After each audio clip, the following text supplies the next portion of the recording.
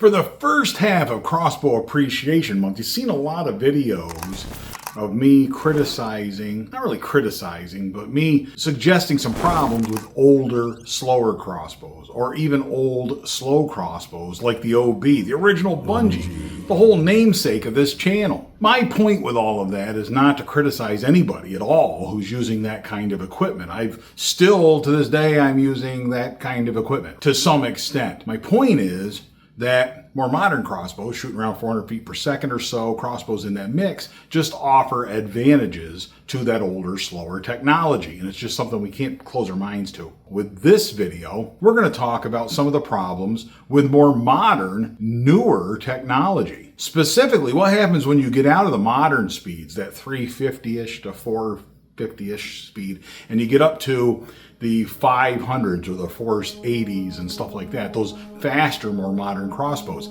they present new challenges. A while back, I did a video where I went to a crossbow gathering at friend of Bunjie Jim's, One-Eyed Archer, got together with a whole bunch of other crossbow enthusiasts, saw all kinds of great crossbows. One in particular interested me, not because I want one, not because I want to be in the mix of the ultra-modern speeds, but the 10.5, 15 feet per second crossbow was there. That made an appearance. But when we were testing that crossbow, shooting that crossbow, we had a problem, didn't we? 3, 2, 1. Where'd it go? Well, the arrow That broke. was my arrow breaking in half. Well, let me see here. It was a zombie? Yeah, that was a custom arrow. It must have had damage and I didn't know. So that was the back end of the arrow after it hit the target, right?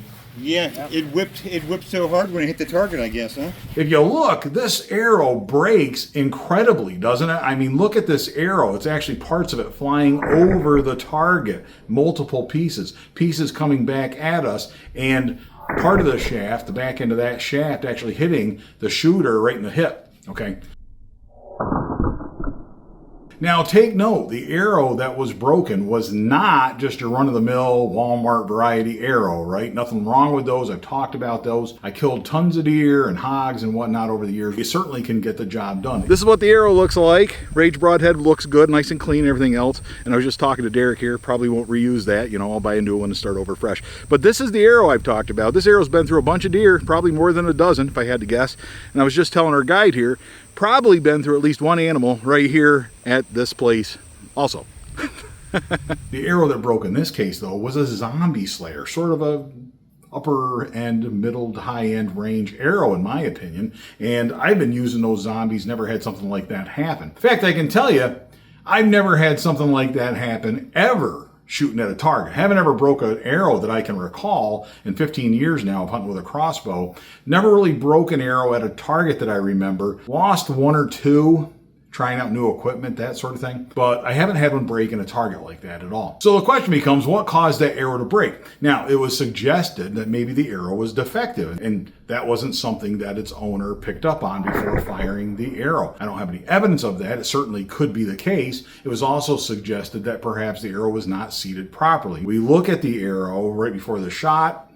It looks like it was seated properly, and if it weren't seated properly, in my experience, that probably would result in the string breaking before the arrow would break. That wouldn't break the arrow necessarily. That one instance with the Scorpion Deathstalker, string broke, right? String broke because the arrow was not seated properly. Looking at this shot, though, I have my own theories as to why that arrow broke. First, we're shooting at a little bit of an angle. Shooting down at an angle like that, when the arrow stops in the target, it can cause the arrow to be pushing up like this with extra momentum. The arrow doesn't want to stop, right? That's inertia. Things that are at rest tend to stay at rest, and things that are in motion tend to stay in motion. The back end of that arrow is in motion. The front end stops. Back end still wants to keep going, right? That still wants to keep going. And the only way it can go is up like this, and it breaks it.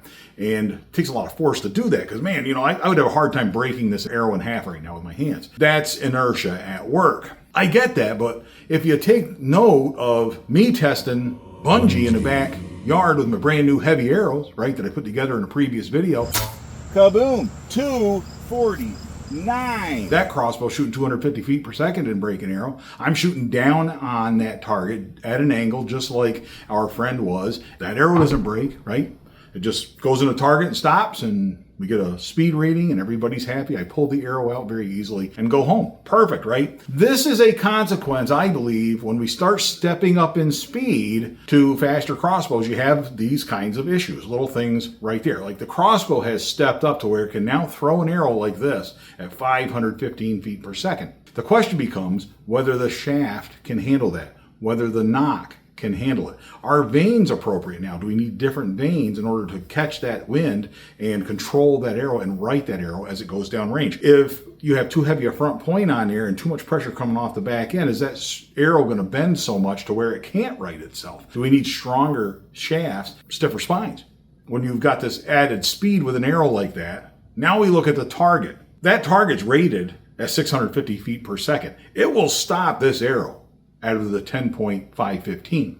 But it's taking something that's moving a lot faster than it used to be and stopping it really, really fast.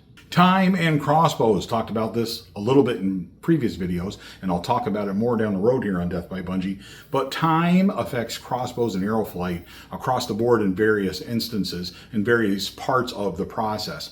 My suggestion in this case is that arrow simply stopped too fast. It did not have enough time to slow down properly to where that inertia could be controlled. It stops so fast in that target, which is required, otherwise it goes through the target, but it stopped so fast that the arrow just couldn't withstand that quick stop. All that energy had to go somewhere, and it went in pushing that arrow forward and breaking that arrow. Now, don't take this as Rich is saying, hey, don't use a 500 feet per second crossbow. Don't do it.